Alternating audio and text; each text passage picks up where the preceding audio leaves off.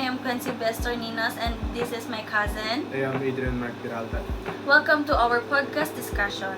For today's episode, pag-uusapan natin ang importance ng effective leadership communication, especially sa mga groups and teamwork situation. Totoo yan kasi halos lahat ng mga students ay nakaka-experience at nagkakaroon ng mga group activities and minsan doon nagkakaroon ng conflicts and misunderstanding. Yes, exactly. Kaya yung scenario na pinili namin is tungkol sa isang student leader na nahihirapang i-manage yung group project dahil sa poor communication na meron siya. And kasi later, magsishare din kami ng mga real-life examples and practical advices kung paano magiging effective communicator ang isang leader.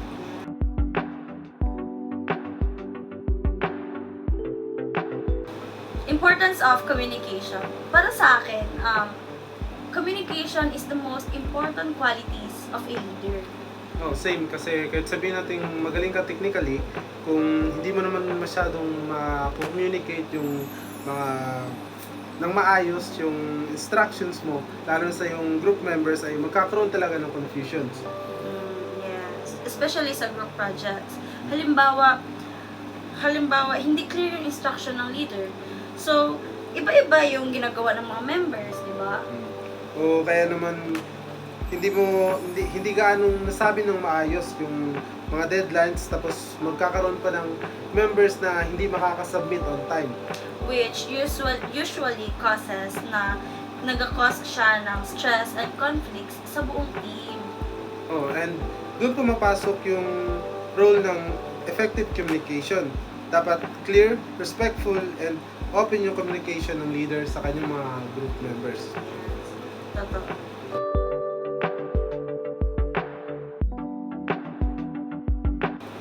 So let's talk about our scenario. Kasi di ba student tayo dalawa, di ba? Same tayo na sa college ngayon. Pero iba tayo nang tinatake tinatake na course. Also, iba tayo ng school. Pero imagine na lang, kunwari lang, nasa isang research project tayo, 5 tayo sa grupo. Tapos meron tayong assigned leader, and then nagsisend na siya ng short messages like sinasabi niya, oh, ikaw na bahala dyan. Or like, pakipasa na lang ASAP. And then hindi niya sinasabi kung sino sa atin sa grupo, di ba? Yes, ayun na nga kasi minsan without explaining clearly kung ano ba talaga yung goals and expectation. Kung kaya minsan may mga members na hindi gumagawa or meron ding nalilate sila na mag-send ng kanilang output ng kanilang part. Kaya doon na nagkakaroon ng problem yung grupo. So, and syempre, as a leader, importante talaga na marunong ka magbigay ng clear directions and instructions kung ano dapat ang gawin nyo. Sa research projects nyo na yon, like kung anong part ng isa, dapat na-segregate na siya or na-assigned na siya to each members also sa part mo as a leader. And then, as a leader, dapat gabayan mo sila sa mga parte na dapat nilang gagawin kung meron man silang concerns or like concerns or opinions about the topic or like basta dapat nakikinig din ng leader. Exactly by kasi minsan may mga member talaga na nahihiya lang sila magsabi na hindi nila gaano naiintindihan yung task. Maybe tapos sila sa kung anong pwede magiging response ng leader. Yes. So dapat ang magiging leader ay very approachable in order na para maging comfortable yung member niya na mag-raise ng concerns or suggestions. It's about the topic. Yes.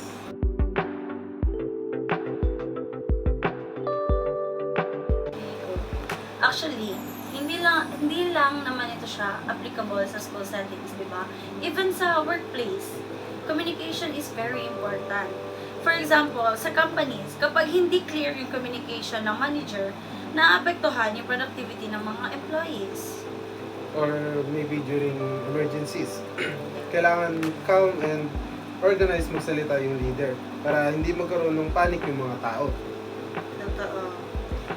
Kahit sa family setup, applicable din siya. Kasi yung mga parents na nag-communicate properly usually have a healthier relationship with their children.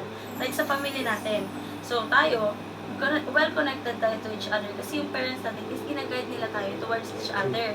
Kung paano nagkakaroon tayo ng open forum, kahit sila, kasali sila sa open forum natin, kung anong na-feel natin about these things and all, anong problems natin, like, di ba, meron tayong ganun, para mag-build yung ano natin sa isa't isa, di ba? I agree dyan, Bay, kasi communication builds trust and understanding.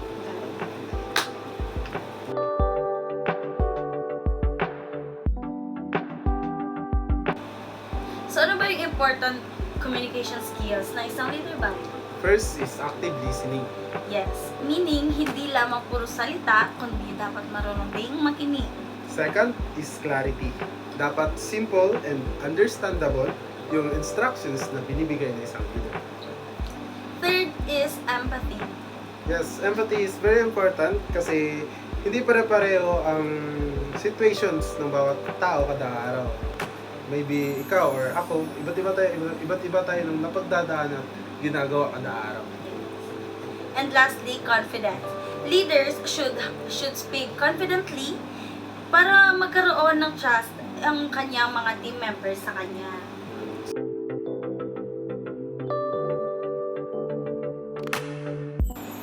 So overall, effective leadership communication helps teams become more organized, productive, and united.